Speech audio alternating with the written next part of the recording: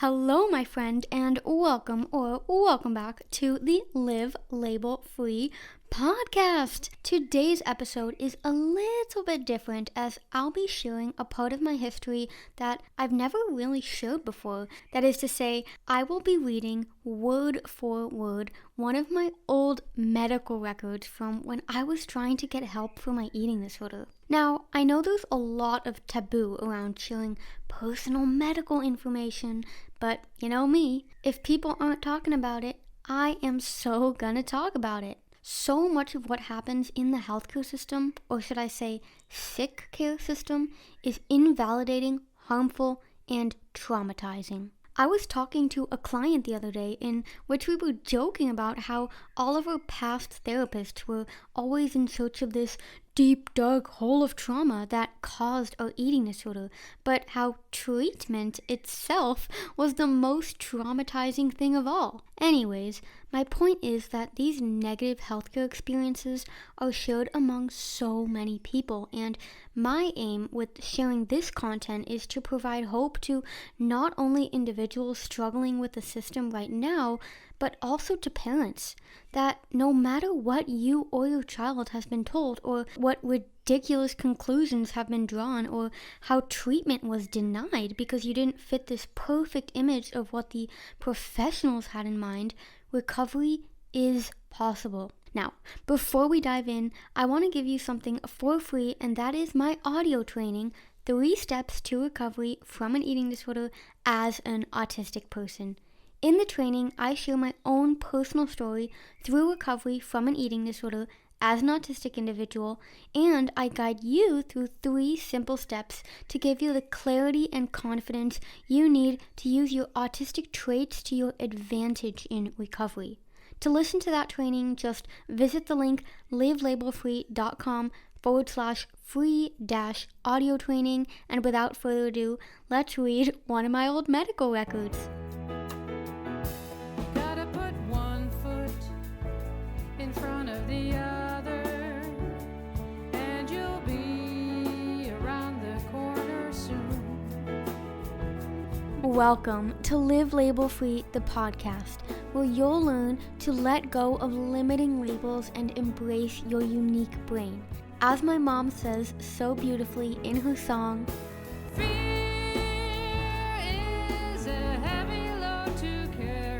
which is why on this podcast, you'll learn the scientific links between neurodiversity and eating disorders, giving you a deeper understanding of how you can face your fears and become truly free.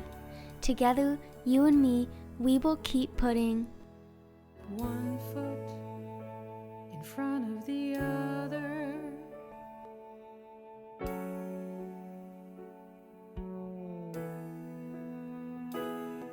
So it starts with this section, reason for intake. The treatment at the past eating disorder facility has stalled.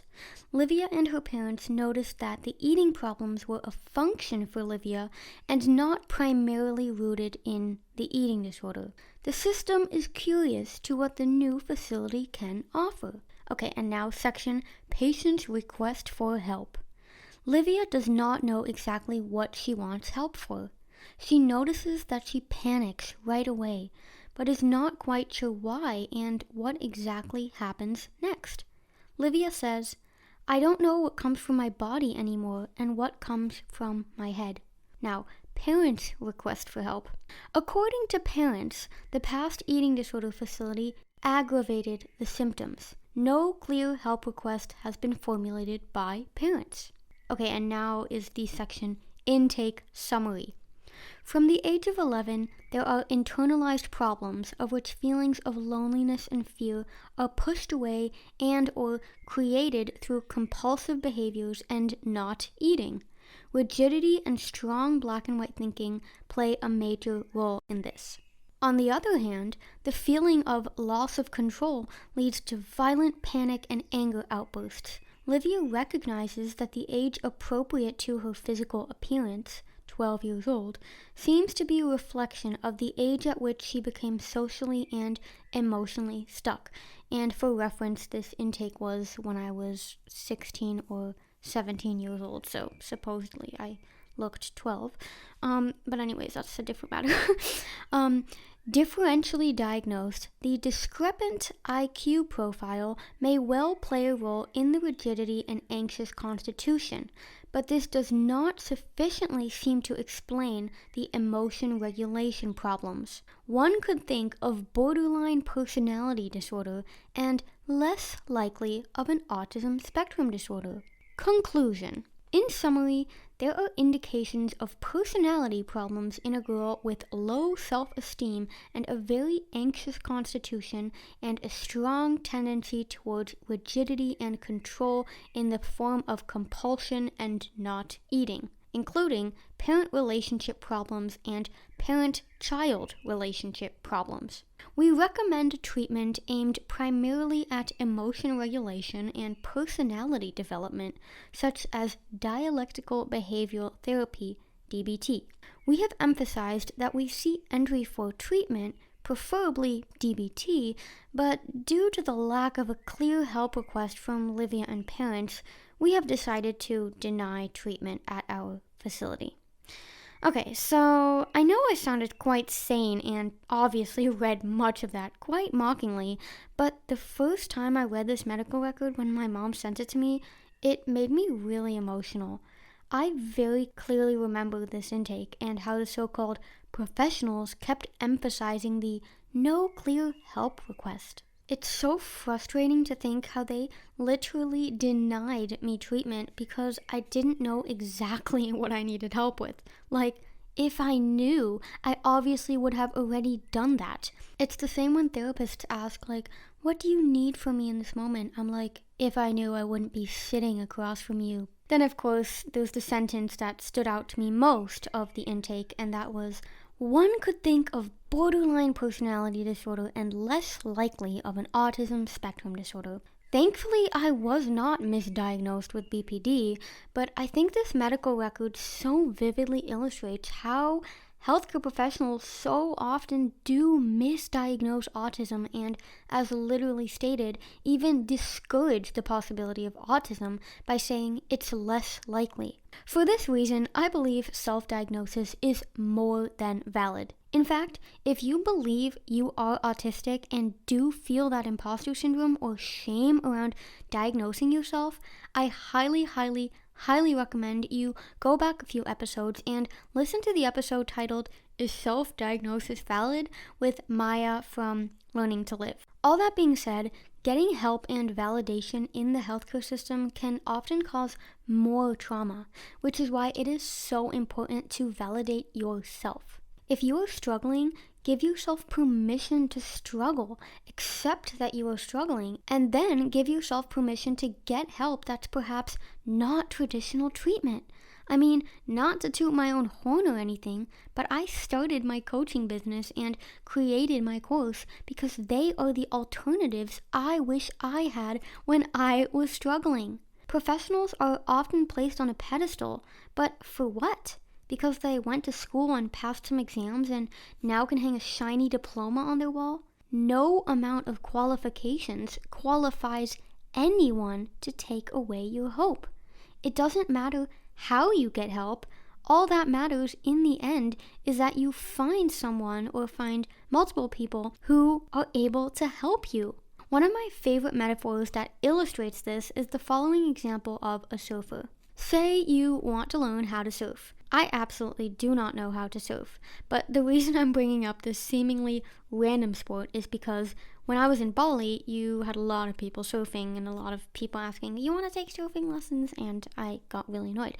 Anyways, you have two options for who to choose as your surfing guide if you were someone who wanted to learn how to surf. So, person A, let's name him Bookworm Willadorm, has read every single surfing book on the planet.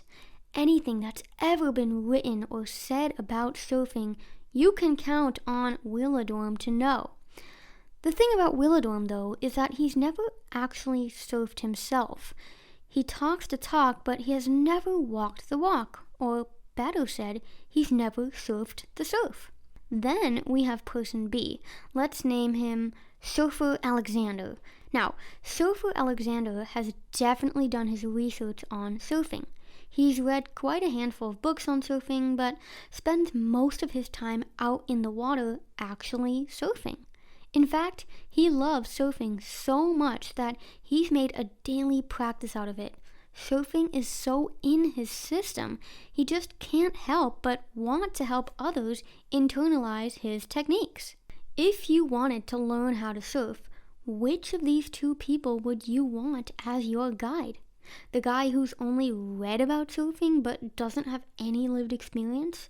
Or the person who has lived experience and this has become their second nature, and even then they are constantly reading about the newest research and techniques? I mean, best of both worlds.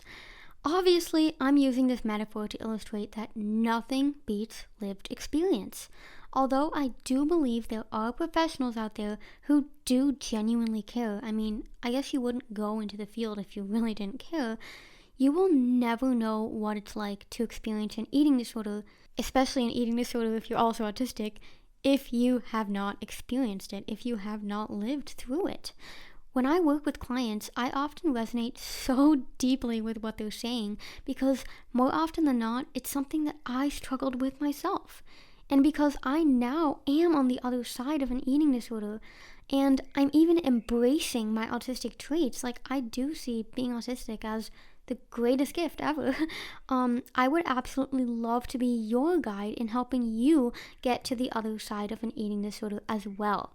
To book your very first call for one-on-one coaching, simply click the coaching tab on my website, livelabelfree.com, and I hope to hop on a call with you soon. Otherwise, I'll talk to you in the next episode. Bye-bye for now. Just one foot in front of the other, and you'll see around the corner soon. This podcast has been recorded by your host, Liv. This podcast has been edited by my small but mighty Live Label Free team, and the beautiful song One Foot in Front of the Other that you are now listening to was written and recorded by my beautiful mom, Louise Alexandra. I am so grateful for my team and everyone who supports Live Label Free. Together, we are always stronger.